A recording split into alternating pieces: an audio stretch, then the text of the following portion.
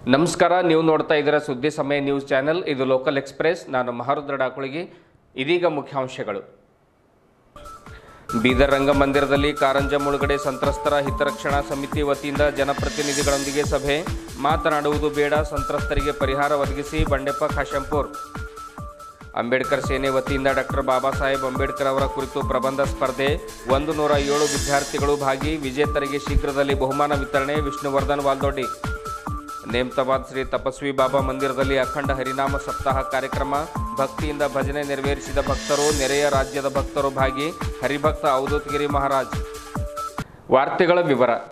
ಕಾರಂಜ ಯೋಜನೆ ಅಡಿಯಲ್ಲಿ ಭೂಮಿ ಹಾಗೂ ಆಸ್ತಿಗಳನ್ನು ಸ್ವಾಧೀನಪಡಿಸಿಕೊಂಡು ಪರಿಹಾರ ನೀಡುವಲ್ಲಿ ಭೇದ ಭಾವ ಮಾಡಿರುವ ನಿಮಿತ್ತ ಎಲ್ಲರಿಗೂ ಸಮಾನವಾಗಿ ನ್ಯಾಯಾಲಯದ ತೀರ್ಪಿನಂತೆ ಪರಿಹಾರ ವಿತರಣೆ ಮಾಡಬೇಕೆಂದು ಆಗ್ರಹಿಸಿ ಕಾರಂಜ ಮುಳುಗಡೆ ಸಂತ್ರಸ್ತರ ಹಿತರಕ್ಷಣಾ ಸಮಿತಿ ವತಿಯಿಂದ ಜಿಲ್ಲೆಯ ಚುನಾಯಿತ ಹಾಗೂ ಪ್ರಮುಖ ಜನಪ್ರತಿನಿಧಿಗಳೊಂದಿಗೆ ಸಭೆ ಹಮ್ಮಿಕೊಳ್ಳಲಾಗಿತ್ತು.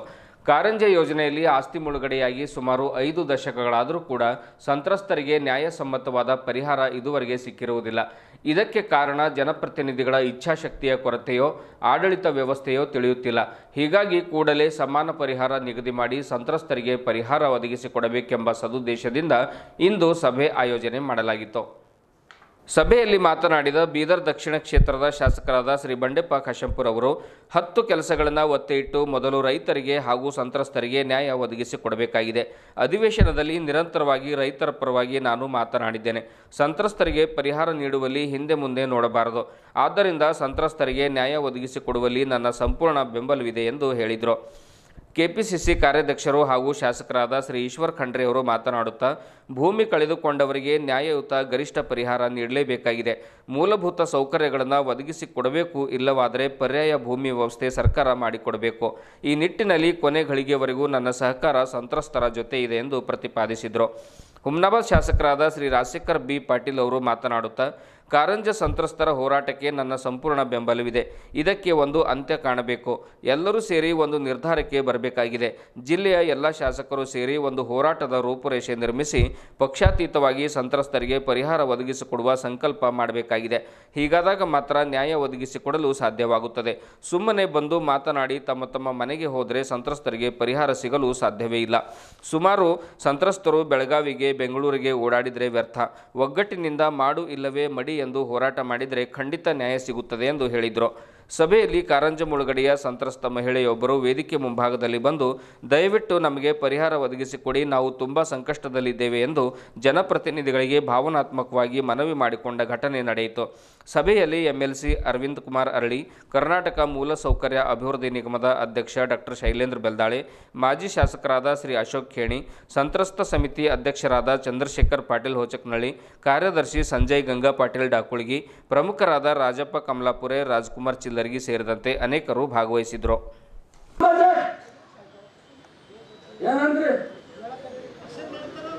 ನಮಗೆ ಕೊಟ್ಟಿದ್ದ ಬಜೆಟ್ ಅದು 6 ಶಾಸಕರದ ನಾವೊಬ್ಬ ಶಾಸಕ ಇದ್ದೆ. ಏನ್ರಿ ನೋಡ್ರೆ, ನಾವು ಇವತ್ತೇ ಮುಖ್ಯಮಂತ್ರಿಗಳು ಕೂಡ ತಯಾರಿದ್ದೆವು. 1 ವರ್ಷ ಬೇಕಾದ್ರೆ ಡೆವಲಪ್ಮೆಂಟ್ ಸ್ಟಾಪ್ ಮಾಡ್ತೇವೆ. ನಮ್ಮ ರೈತರಿಗೆ ಏನಾಗಲ್ಲ ನ್ಯಾಯ ಒದಗಿಸಿ ತಯಾರಿದ್ದವರು. ಉದ್ರಿ ಬೇಡ, ಬೇರೆ ಕಡೆ ಯಾವ ಬಜೆಟ್ ಬೇಕಾಗಿಲ್ಲ. ನಮ್ಗೆ ಏನು ಕೊಡ್ತಾರೆ ಅದರಲ್ಲಿ ಕೊಡಟ್ಟು, ಬೇರೆ ಯಾವುದೂ ಬೇಕಾಗಿಲ್ಲ ನಮಗೆ. ನನಗೇನು ಅವಧಿ ಸಿಕ್ಕಿದೆ ನಿಮಗೆ ಗೊತ್ತಿದೆ. ವಿಧಾನಸೌಧದಲ್ಲಿ ಎಷ್ಟು ನಿಮಿಷ ಯಾರ ಪರವಾಗಿ ಏನ್ ಮಾತಾಡಿದ್ದೀನಿ ಅಂತ ನೀವು ಯೂಟ್ಯೂಬ್ ತೆಗೆದು ನೋಡ್ರಿ, ಗೊತ್ತಾಗುತ್ತೆ.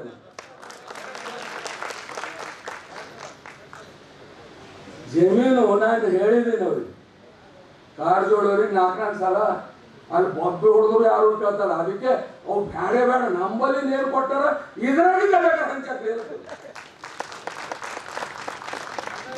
ಯಾಕೆ ಹಿಂದಕ್ಕೆ ಮುಂದಕ್ಕೆ ನೋಡತ್ತೀರಿ? ಇವತ್ತು ನಿಜಕ್ಕೂ ನಮಗ ನೋವಾಗುತ್ತೆ. ಯಾಕಂದ್ರೆ ಒಂದೊಂದು ಸಬ್ಜೆಕ್ಟ್ ನಾವು ತಗೊಂಡ್ರೆ ಅದು ಮುಗಿಸ್ತಾ ಹೋಗುತ್ತೆ. ಹಂಗೆ ಬೆಳೀತಾ ಬೆಳೀತಾ ಈಗ ಗೌಡ್ರು ನಾವು ಎಲ್ಲ ನಮ್ಮ ಬೀದರ್ ದಕ್ಷಿಣ ಕ್ಷೇತ್ರ ಭೂಮಿಯಾದರೂ ಕೊಡಬೇಕು, ಅದ್ರ ಜೊತೆಲಿ ಪರಿಹಾರ ಕೊಡಬೇಕು. ಅದರ ಜೊತೆಲಿ ಅವ್ರಿಗೆ ಏನು ಯಾರು ಮುಳುಗಡೆ ಪ್ರದೇಶ ಇದೆ, ಮುಳುಗಡೆ ಪ್ರದೇಶ ಇದ್ದಂಥವರಿಗೆ ಅವ್ರಿಗೆ ಸಂಪೂರ್ಣವಾಗಿ ಮೂಲಭೂತ ಸೌಕರ್ಯ ಕೊಡಬೇಕಾಗಿದೆ. ಮೂಲಭೂತ ಸೌಕರ್ಯ ಎಲ್ಲಿಲ್ಲ ಅಲ್ಲಿನೂ ಕೊಡ್ತೀವಿ, ಅವ್ರಿಗೆ ಯಾಕೆ ಕೊಡಬಾರ್ದು? ಅವರಂತ ಎಲ್ಲವನ್ನೂ ಕಳ್ಕೊಂಡಿದ್ದಾರೆ, ಅವ್ರಿಗೆ ಆದ್ಯತೆ ಮೇರೆಗೆ ಕೊಡಬೇಕಾದಂಥದ್ದು ಕರ್ತವ್ಯ ಇದೆ. ಆ ದೃಷ್ಟಿಯಿಂದ ಈ ಮೂರು ವಿಷಯ ಮಾಡುವಂಥದ್ದು ಅವಶ್ಯಕತೆ ಇದೆ. ನಿಮ್ಮೆಲ್ಲರ ತ್ಯಾಗದ ಬಲಿದಾನದ ನಿಮ್ದೇನು ಭೂಮಿ ನೀವೆಲ್ಲ ಕೊಟ್ಟಿದ್ದೀರಿ ಅದರ ಫಲಶ್ರುತಿ ಏನಪ್ಪಾ ಅಂತ ಹೇಳಿದ್ರೆ ಇವತ್ತು ಬೀದರ್ ಜಿಲ್ಲೆಯಲ್ಲಿ ಯಾವುದೇ ರೀತಿಯಲ್ಲಿ ಕುಡಿಲಿಕ್ಕೆ ನೀರಿಗೆ ತೊಂದರೆ ಆಗ್ತಾ ಇಲ್ಲ. ಬಹಳ ಕಡೆ ನೀರು ಬಿಟ್ಟರೆ ಅಂತರ್ಜಲ ಮಟ್ಟ ಹೆಚ್ಚಿಗೆ ಆಗ್ತಾ ಇಲ್ಲ. ಹೀಗಾಗಿ ಇನ್ನೂ 5.5 TMC ಫೀಟ್ ನೀರು ಕಾರಂಜ ಜಲಾಶಯದಲ್ಲಿ ಇದೆ. ಹೀಗಾಗಿ ಇವತ್ತು ನಾವೇನು ಬಚಾವತ್ ಆಯೋಗದ ವರದಿ ಪ್ರಕಾರ ಗೋದಾವರಿ ಕಣಿವೆಯಲ್ಲಿ ನಾವು 23 TMC ಫೀಟ್ ನೀರು ಬಳಕೆ ಮಾಡಿಕೊಳ್ಳಬೇಕು. ಅದರಲ್ಲೇನು ಸಣ್ಣ ನೀರಾವರಿ ಯೋಜನೆ, ಬೃಹತ್ ನೀರಾವರಿ ಯೋಜನೆ ಅಡಿಯಲ್ಲಿ ಸಂಪೂರ್ಣವಾಗಿ ಬಳಕೆ ಮಾಡಿಕೊಳ್ಳಿಕ್ಕೆ ಆಗಲಿಲ್ಲ. ಇವತ್ತು ನಾನು ಹಿಂದೆ ಇನ್ನೂ ಕೆಲವೊಂದು ಏತ ನೀರಾವರಿ ಯೋಜನೆಗಳು ಮಾಡಬೇಕು ಅಂತ ಹೇಳಿ ಪ್ರಸ್ತಾವನೆಯನ್ನು ಕೊಟ್ಟಿದ್ದೆ. ಸರ್ಕಾರ ಇನ್ನೂ ಈ ಕಡೆ ಹೆಚ್ಚಿನ ಒಂದು ಧ್ಯಾನ ವಹಿಸ್ತಾ ಇಲ್ಲ. ಅದಕ್ಕೂ ಹೋರಾಟ ಮಾಡುವಂಥದ್ದು ಅವಶ್ಯಕತೆ ಇದೆ. ರೈತರ ಅಭಿವೃದ್ಧಿ ಆಗಬೇಕು, ಆರ್ಥಿಕವಾಗಿ ಎಲ್ಲರೂ ಸಬಲರಾಗಬೇಕು ಅನ್ನುವಂಥ ಒಂದು ದೃಷ್ಟಿಯಿಂದ. ಹೀಗಾಗಿ ಇವತ್ತು UKP ಕಡೆಯಿಂದ ಬೇರೆ ಕಡೆಯಿಂದ ಕುಡಿಯುವ ನೀರಿಗಾಗಾದ್ರೂ ಕಾರಂಜ ಡ್ಯಾಮ್ ಫಿಲ್ಲಿಂಗ್ ಮಾಡಬೇಕು ಅಂತ ಹೇಳಿ ನಾನೊಂದು ಪ್ರಸ್ತಾವನೆ ಕಳಿಸಿದ್ದೆ. ಬಂಡೆಪ್ಪ ಕಾಶಂಪುರವರು ಕಳಿಸಿದ್ದಾರೆ. ಹಿಂದೆ ಸಚಿವ ಸಂಪುಟದಲ್ಲಿದ್ದಂಥ ಸಂದರ್ಭದಲ್ಲಿ ಇವತ್ತು ನಾನು ಬಾಲ್ಕಿಯಲ್ಲಿ ಒಂದು ಮೇಕರ್ ಸಾಯಿಗಾಂವ್ ಏತ ನೀರಾವರಿ ಯೋಜನೆ ಮಾಡಬೇಕು, ಬಸಪುರ ಏತ ನೀರಾವರಿ ಯೋಜನೆ ಮಾಡಬೇಕು. ವ್ಯರ್ಥವಾಗಿ ನೀರು ಹರಿದು ಹೋಗ್ತಾ ಇದೆ, ಹರಿದು ಹೋಗುವಂತ ನೀರು ತಡೆ ಹಿಡುವಂತ ಸದ್ಬಳಕೆ ಮಾಡಿಕೊಳ್ಳುವಂತ ಕಾರ್ಯಕ್ರಮ ಆಯೋಜನೆ ಮಾಡಿದ್ದೇವೆ. ಅದರ ಜೊತೆಯಲ್ಲಿ ಇವತ್ತು ಬಂಡೆಪ್ಪ ಅವರು ಇದ್ದಾಗ ನಾವೆಲ್ಲ ಕೂಡಿ ಸುಮಾರು 300 ಕೋಟಿ ರೂಪಾಯಿ ವೆಚ್ಚದಲ್ಲಿ 33 ಕೆರೆ, ಬಾಲ್ಕಿಯಲ್ಲಿ 6 ಕೆರೆ, ಬಾಕಿ ಏನು ಸುಮಾರು 27 ಕೆರೆ ಅಂತ ಅನಿಸ್ತದೆ ನನಗೆ. ಆ 27 ಕೆರೆ ಬೀದರ್ನಲ್ಲಿ 19 ಅವ್ರದ್ದು ಬರ್ತಾವ, 6 ನಮಗ್ ಬರ್ತಾವ, ಬಾಕಿ ಬೀದರ್ ಬರ್ತಾವ.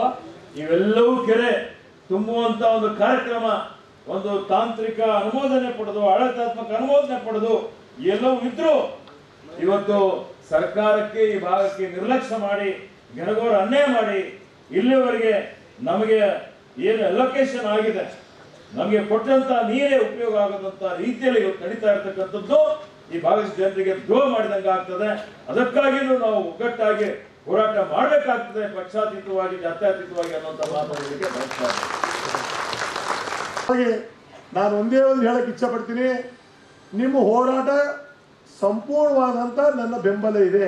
ನೀವು ಯಾವ ರೀತಿ ಹೋರಾಟ ಮಾಡ್ತೀರಾ ಎಲ್ಲ ಹೋರಾಟಗಳು ನಿಮ್ಮ ಜೊತೆಯಲ್ಲಿ ನಾನು ಭಾಗಿಯಾಗ್ತೀನಿ, ಅದರಲ್ಲಿ ಎರಡು ಮಾತಿಲ್ಲ. ಈಗಾಗಲೇ ತಾವು ನೋಡಿದ್ರಿ, ವಿಧಾನಸಭೆ ಒಳಗಡೆ ಸಾಕಷ್ಟು ಬಾರಿ ಇದ್ರ ಬಗ್ಗೆ ಪ್ರಶ್ನೆ ಮಾಡ್ತಾ ಇದ್ವಿ. ಅದಕ್ಕೆ ಉತ್ತರ ಒಂದೇ ಬರ್ತದೆ. ನಾನು ಹೇಳಿದೆ, ನಾನು 4 ಬಾರಿ ಶಾಸಕನಾಗಿದ್ದೀನಿ, 4 ಬಾರಿ ಹಿಡ್ಕೊಂಡು ಕೇಳ್ತಾ ಇದ್ದೀನಿ, ಅದೇ ಉತ್ತರ, ನಾನು ಅದೇ ಪ್ರಶ್ನೆ. ಅದಕ್ಕೆ ಯಾವುದು ಕೂಡ ಎಂಡ್ ಆಗ್ತಾ ಇಲ್ಲ. ನಮ್ಮ ಶಾಮಣ್ಣ ಬಾಬು ಕುಂತಿದ್ದಾರೆ, ಎಲ್ಲರೂ ಕೂಡ ತಾವು ನೋಡಿದ್ರಿ. ನಾನು ಹೇಳ್ತಕ್ಕಂಥದ್ದು ಇಷ್ಟೇ, ಇದಕ್ಕೆ ಏನಾದರೂ ಒಂದು ಅಂತ್ಯ ಆಗಬೇಕು. ಅಂತ್ಯ ಆಗಬೇಕು ಅಂತಂದ್ರೆ ಇವತ್ತೇನು ಜನಪ್ರತಿನಿಧಿ ಕರೆದಿರಿ, ನೀವೆಲ್ಲರಿಗೂ ತಾವು ಏನು ಸಲಹೆಗಳು ಕೊಡ್ತೀರಾ, ಇವತ್ತೇನು ಒಂದೆಲ್ಲರೂ ಸೇರಿ ಒಂದು ರೆಸಲ್ಯೂಷನ್ ಮಾಡಿ, ಏನು ರೆಸಲ್ಯೂಷನ್ ಮಾಡ್ತೀರಾ, ನಾವು ಯಾವ ರೀತಿ ಇರಬೇಕು, ನಮ್ಮ ಯಾವ ರೀತಿ ಹೋರಾಟ ಆಗಬೇಕು, ಎಲ್ಲ ಶಾಸಕರು ಒಳಗೊಂಡು ಇವತ್ತು ಮುಖ್ಯಮಂತ್ರಿಗಳು ಯಾವ ನಿಯೋಗ ಒಯ್ಯಬೇಕು, ಅಥವಾ ಇಲ್ಲೇನಾದರೂ ನಾವು ಸ್ಟ್ರೈಕ್ ಮಾಡಬೇಕು, ಯಾವ ರೀತಿ ನಿಮ್ಮದು ಎಲ್ಲ ಶಾಸಕರು ಇವತ್ತು ಪಕ್ಷಾತೀತವಾಗಿ ಬಂಡೆಪ್ಪ ಕಾಶಂಪುರ ಇರ್ಬೋದು, ರಹೀಂ ಖಾನ್ ಇರ್ಬೋದು, ಈಶ್ವರ್ ಖಂಡ್ರೆ ಇರ್ಬೋದು, ಈ ಶರಣು ಸಲ್ಗರ್ ಇರ್ಬೋದು, ಪ್ರಭು ಚವಾನ್ ಇರ್ಬೋದು, ನಾನು ಯಾರ ಬಗ್ಗೆನೂ ಕೂಡ ಹೇಳಕ್ಕೆ ಹೋಗೋದಿಲ್ಲ. ಇದು ಹೋರಾಟ ಏನಿದೆ ಇವತ್ತು ಎಲ್ಲರ ಸಲುವಾಗಿ ಹೋರಾಟ ಇದೆ. 28 ಹಳ್ಳಿ, ವಿಶೇಷವಾಗಿ ಕಾರಂಜದಲ್ಲಿ ಇರ್ತಕ್ಕಂಥ ಏನು ನೀರು ಸಂಗ್ರಹ ಆಗಿದೆ, ಇಡೀ ಬೀದರ್ ಜಿಲ್ಲೆ ಜನ ಅದು ನೀರು ಕುಡಿತಾ ಇದ್ದಾರ. ಇವತ್ತು ಎಲ್ಲರೂ ಕೂಡ ಅದು ಬರಲೇಬೇಕು. ಇವತ್ತು ವಿಶೇಷವಾಗಿ ಕಾರಂಜ ಮಾಡಿರೋದು ಹೊಲಗಳಿಗೆ ಹೋಗಬೇಕು ಅಂತ ಹೇಳಿ ಇವತ್ತು ಇಡೀ ಬೀದರ್ ಜಿಲ್ಲೆಯಲ್ಲಿ ಎಲ್ಲ ಮನೆಗೆ ಹೋಗ್ತಕ್ಕಂಥ ನೀರು ಯಾವುದಾದ್ರು ಇದೆ ಅಂದರೆ ಅದು ಕಾರಂಜ ನೀರು. ಇವತ್ತು ಅದಕ್ಕೆ ನೀವೆಲ್ಲ ಮನೆ ಕಳ್ಕೊಂಡು, ಮಠ ಕಳ್ಕೊಂಡು, ಇವತ್ತು ಹೊಲ ಕಳ್ಕೊಂಡು ಇವತ್ತೆಲ್ಲ ನೀವು ನಿರಾಶ್ರಿತರಾಗಿ ಇವತ್ತು ನಿಮ್ಮ ಬೆಂಬಲಕ್ಕೆ ಇಡೀ ನಮ್ಮ ಬೀದರ್ ಜಿಲ್ಲೆ ಜನ ನಿಲ್ಬೇಕಾಗ್ತದೆ. ಇವತ್ತು ಆ ದೃಷ್ಟಿಯಿಂದ ಎಲ್ಲ ಶಾಸಕರು ಬಂದಾಗೆ ತಾವು ಯಾವ ರೀತಿ ನಿರ್ಣಯ ಮಾಡ್ತೀರಾ, ಯಾವ ರೀತಿ ಹೋರಾಟ, ಯಾವ ರೀತಿ ಅದಕ್ಕೊಂದು ಅಂತ್ಯ ಆಗಬೇಕು. ನಾನು ನೋಡ್ತಾ ಇದ್ದೀನಿ ಅನೇಕ ವರ್ಷಗಳಿಂದ ತಾವು ಬೆಳಗಾವಿ ಬಂದ್ರಿ, ಬೆಂಗಳೂರು ಬಂದ್ರಿ, ಗುಲ್ಬರ್ಗ ಬಂದ್ರಿ, ಎಲ್ಲೆಲ್ಲಿ ಮುಖ್ಯಮಂತ್ರಿಗಳು ಬರ್ತಾ ಇದ್ದಾರೆ, ಅಲ್ಲಲ್ಲಿ ಬರ್ತಾನೆ ಇದ್ರಿ. ಆದ್ರೆ ಅದಕ್ಕೆ ಏನು ಕೂಡ ಅಂತ್ಯ ಆಗ್ತಾ ಇಲ್ಲ. ಅಂತ್ಯ ಆಗಬೇಕು ಅಂತಂದರೆ ಭಾಳ ಸ್ಟ್ರಾಂಗ್ ಆಗಿ ನಮ್ಮ ಹೋರಾಟ ಇರಬೇಕು. ಮಾಡು ಇಲ್ಲ ಮಡಿ. ಯಾಕಂದ್ರೆ ನಾವು ಏನಾದರೂ ಅಂತ ಹೋರಾಟ ಮಾಡಿದಾಗ ಸರ್ಕಾರವೂ ಬರ್ತದ, ಶಾಸಕರು ಬರ್ತಾರ, ಮಂತ್ರಿಗಳು ಬರ್ತಾರ, ಇವತ್ತೆಲ್ಲೋ ನೀವು ಒಂದು ಕಡೆ ಕುಂಡ್ರುತ್ರಿ, ಚಂದ್ರಶೇಖರ್ ಪಾಟೀಲ್ ಸಂಘಟ ಒಂದು 10-15 ಮಂದಿ ಕುಂತು ಹೋರಾಟ ಮಾಡಿ ಒಂದು 4 ಮಾತಾಡಿ ಬಂದ್ರೆ ಯಾರು ಕೇಳಂಗಿಲ್ಲ. ಇದು ಚಂದ್ರಶೇಖರ್ ಪಾಟೀಲು, ಗಂಗಾ ಪಾಟೀಲು ಒಬ್ಬರಿಬ್ಬರು ಕೆಲಸ ಅಲ್ಲ. ಇವತ್ತು ಹೇಳ್ತಾ ಇದ್ರಿ 28 ಹಳ್ಳಿ ರೈತರು ಅಂತೇಳಿ. 28 ಹಳ್ಳಿ ರೈತರು ಅಷ್ಟು ಮಂದಿ ಬರ್ಬೇಕಂತಲ್ಲ. ಇವತ್ತೆಲ್ಲ ಊರ್ಲಿಂದ ಸುಮಾರು ಸ್ವಲ್ಪ ದಿನ ಆದರೂ ಸೇರಿ ಇದು ಹೋರಾಟ ನೀವು ಸಂಘಟನೆ ಮಾಡಿದಾಗ ಮಾತ್ರ ಯಶಸ್ವಿ ಸಿಗ್ಲಕ್ಕೆ ಸಾಧ್ಯ ಇದೆ.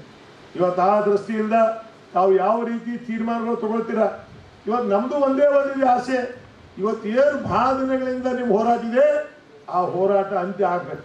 ಅಂತ್ಯ ಆಗ್ಬೇಕು ಅಂದ್ರೆ ಸರ್ಕಾರ ಏನಾದರೂ ಇದಕ್ಕೆ ಘೋಷಣೆ ಮಾಡಬೇಕು.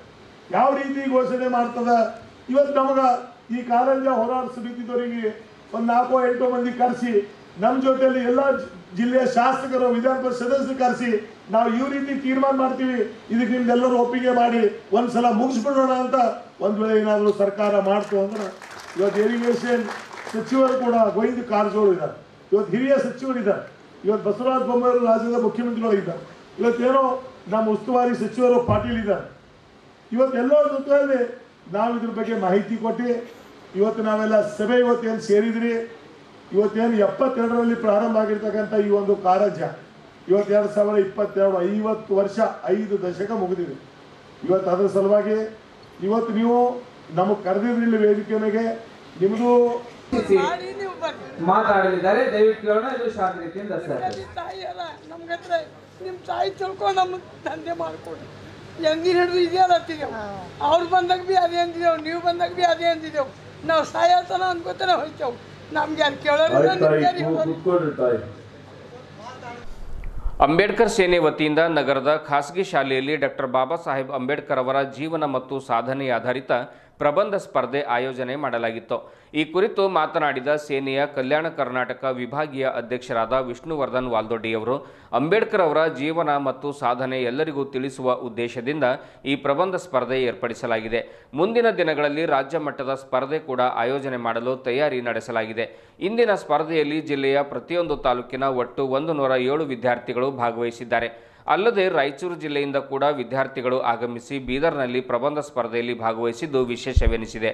ಶೀಘ್ರದಲ್ಲೇ ವಿಜೇತರಿಗೆ ಬಹುಮಾನ ಕೂಡ ವಿತರಣೆ ಮಾಡಲಾಗುವುದು ಎಂದು ವಾಲ್ದೊಡ್ಡಿ ತಿಳಿಸಿದರು.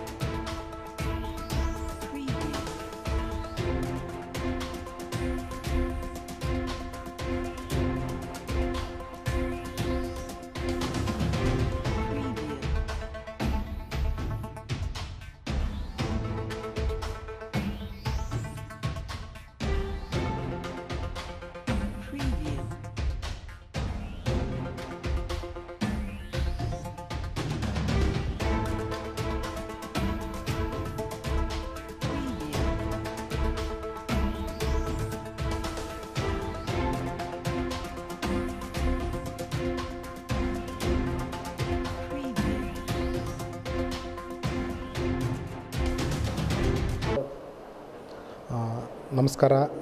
ಇವತ್ತು ಡಾಕ್ಟರ್ ಬಾಬಾ ಸಾಹೇಬ್ ಅಂಬೇಡ್ಕರ್ ಅವರ ಜಯಂತಿಯ ನಿಮಿತ್ತ ಬೀದರ್ ಜಿಲ್ಲಾದ್ಯಂತ ನಾವು ಡಾಕ್ಟರ್ ಬಾಬಾ ಸಾಹೇಬ್ ಅಂಬೇಡ್ಕರ್ ಅವರ ಜೀವನಾಧಾರಿತ ಕುರಿತು ಪ್ರಬಂಧ ಸ್ಪರ್ಧೆ ಹಮ್ಮಿಕೊಂಡಿದ್ದೆವು.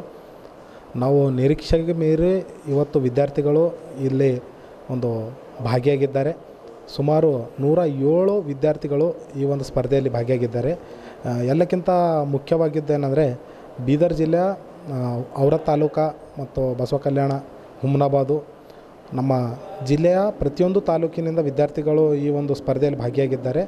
ಅದಕ್ಕಿಂತ ಮುಖ್ಯವಾಗಿ ನಮ್ಮ ರಾಯಚೂರು ಜಿಲ್ಲೆಯಿಂದ ಕೂಡ ವಿದ್ಯಾರ್ಥಿಗಳು ಬಂದು ಈ ಒಂದು ಸ್ಪರ್ಧೆಯಲ್ಲಿ ಭಾಗವಹಿಸಿದ್ದಾರೆ. ಮತ್ತು ಈ ಒಂದು ಸ್ಪರ್ಧೆಗೆ ನಮಗೆ ಅವಕಾಶ ಮಾಡಿಕೊಟ್ಟಿರ್ತಕ್ಕಂಥ ವಂದೇ ಮಾತರಂ ಇಂಟರ್ನ್ಯಾಷನಲ್ ಪಬ್ಲಿಕ್ ಸ್ಕೂಲ್ನ ಅಧ್ಯಕ್ಷರಾಗಿರ್ತಕ್ಕಂಥ ಸನ್ಮಾನ್ಯ ಶ್ರೀ ಶಿವರಾಜ್ ಪಾಟೀಲ್ ಸರ್ ಅವರಿಗೆ ನಮ್ಮ ಅಂಬೇಡ್ಕರ್ ಸೇನೆ ವತಿಯಿಂದ ತುಂಬು ಹೃದಯಗಳ ಅಭಿನಂದನೆ ಸಲ್ಲಿಸುತ್ತೇನೆ. ಮತ್ತು ಈ ಸ್ಪರ್ಧೆಯ ಮುಖ್ಯ ಉದ್ದೇಶ ನಾವು ಡಾಕ್ಟರ್ ಬಾಬಾ ಸಾಹೇಬ್ ಅಂಬೇಡ್ಕರ್ ಅವರ ವಿಚಾರಗಳನ್ನು ಎಷ್ಟರ ಮಟ್ಟಿಗೆ ತಿಳಿದುಕೊಂಡಿದ್ದೇವೆ ಮತ್ತು ಮುಂದೆ ಬರ್ತಕ್ಕಂಥ ದಿನಗಳಲ್ಲಿ ಇನ್ನೂ ಸಾಕಷ್ಟು ವಿದ್ಯಾರ್ಥಿಗಳನ್ನು ಸೇರಿಸಿ ಒಂದು ದೊಡ್ಡ ಮಟ್ಟದಲ್ಲಿ ರಾಜ್ಯ ಮಟ್ಟದ ಪ್ರಬಂಧ ಸ್ಪರ್ಧೆ ಹಮ್ಮಿಕೊಳ್ಬೇಕಂತೇಳಿ ನಮ್ಮ ಅಂಬೇಡ್ಕರ್ ಸೇನೆ ತೀರ್ಮಾನಿಸಿದ್ದೇವೆ. ಇದರ ಮತ್ತು ಬಹುಮಾನ ವಿತರಣಾ ಕಾರ್ಯಕ್ರಮವನ್ನು ಆದಷ್ಟು ಬೇಗ ವಿದ್ಯಾರ್ಥಿಗಳಿಗೆ ತಿಳಿಸೋದ್ರ ಮುಖಾಂತರ ನಮ್ಮ ಒಂದು ಕಾರ್ಯಕ್ರಮವನ್ನು ಯಶಸ್ವಿ ನೀಡ್ಕೊಳ್ತೇವೆ ಅಂತೇಳಿ ತಮ್ಮೆಲ್ಲರಿಗೆ ಮನವಿ ಮಾಡ್ತೇನೆ. ಜೈ ಭೀಮ್, ಜೈ ಅಂಬೇಡ್ಕರ್ ಸೇನೆ. ನಾನು ವಿಷ್ಣುವರ್ಧನ್ ವಾಲ್ದೊಡ್ಡಿ. ಬೀದರ್ ತಾಲೂಕಿನ ನೆಮ್ತಾಬಾದ್ ಗ್ರಾಮದ ಶ್ರೀ ತಪಸ್ವಿ ಬಾಬಾ ಮಂದಿರದಲ್ಲಿ ಪ್ರತಿ ವರ್ಷದಂತೆ ಈ ವರ್ಷವೂ ಕೂಡ ಅಖಂಡ ಹರಿನಾಮ ಸಪ್ತಾಹ ಕಾರ್ಯಕ್ರಮ ಹಮ್ಮಿಕೊಳ್ಳಲಾಗಿತ್ತು. ಈ ಕುರಿತು ಮಾತನಾಡಿದ ದೇವಸ್ಥಾನದ ಹರಿಭಕ್ತ ಪಾರಾಯಣ ಅವಧೂತಗಿರಿ ಮಹಾರಾಜ್ ಅವರು, ಈ ಕಾರ್ಯಕ್ರಮಕ್ಕೆ ಕರ್ನಾಟಕ ಸೇರಿದಂತೆ ನೆರೆಯ ತೆಲಂಗಾಣ ಮತ್ತು ಮಹಾರಾಷ್ಟ್ರದಿಂದಲೂ ಭಕ್ತರು ಸಪ್ತಾಹದಲ್ಲಿ ಪಾಲ್ಗೊಂಡು ಯಶಸ್ವಿಗೊಳಿಸಿದ್ದಾರೆ. ಇದು ಎಲ್ಲರೂ ಕೂಡಿ ಮಾಡುವ ಕಾರ್ಯಕ್ರಮವಾಗಿದೆ. ಬಂದ ಭಕ್ತರಿಗೆ ಮಹಾಪ್ರಸಾದ ವ್ಯವಸ್ಥೆ ಕೂಡ ಮಾಡಿಸಲಾಗಿದೆ ಎಂದು ತಿಳಿಸಿದರು. ಹಿರಿಯರಾದ ಹನುಮಂತರಾವ್ ಮಹಾರಾಜರು ಮಾತನಾಡುತ್ತಾ, ಈ ಮಂದಿರದಲ್ಲಿ ಸುಮಾರು 9 ದಿವಸಗಳ ಕಾಲ ಪ್ರತಿ ವರ್ಷ ಸಪ್ತಾಹ ನಡೆಯುತ್ತದೆ. ಗ್ರಾಮದ ಜನರು ಉತ್ಸಾಹದಿಂದ ಪಾಲ್ಗೊಂಡು ಯಶಸ್ವಿಗೊಳಿಸುತ್ತಾರೆ. ಎಲ್ಲರೂ ಸುಖ ಶಾಂತಿಯಿಂದ ಬದುಕಲಿ, ಲೋಕಹಿತಕ್ಕಾಗಿ ಈ ಅಖಂಡ ಹರಿನಾಮ ಸಪ್ತಾಹ ನಡೆಸಲಾಗುತ್ತದೆ ಎಂದು ಹೇಳಿದರು. ಇದೇ ವೇಳೆ ಜಗನ್ನಾಥ್ ಮಹಾರಾಜ್, ಚಂದ್ರಕಾಂತ್, ದಿಲೀಪ್, ರಾಜ್ಕುಮಾರ್, ಅರ್ಜುನ್ ರಾವ್, ದತ್ತು ಪಾಟೀಲ್ ಸೇರಿದಂತೆ ಅನೇಕರು ಹಾಜರಿದ್ದರು.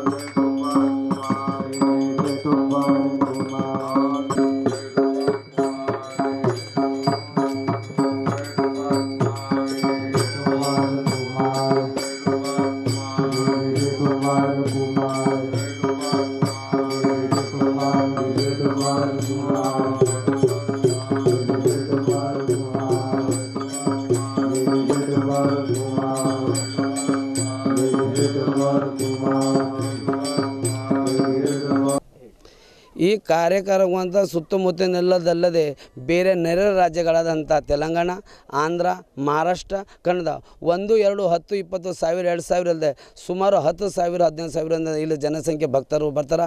ಆ ಭಗವಾನ್ ಅಂತ ಪರಮಾತ್ಮನ ದರ್ಶನ ತೊಗೊಂಡು ಪಾವನ ಪುನೀತ್ ಅಂತ ಬೇಡಿ ಅನ್ನೋದು ಇಚ್ಛೆ ವರ ಕೂಡ ವರದಾತ ಅಂತ ನಮ್ಮ ತಪ್ಪಿಸುವ ಅವ್ರ ಕೃಪೆಯಿಂದ ಈ ಕಾರ್ಯಕ್ರಮ ನಡೀತದೆ.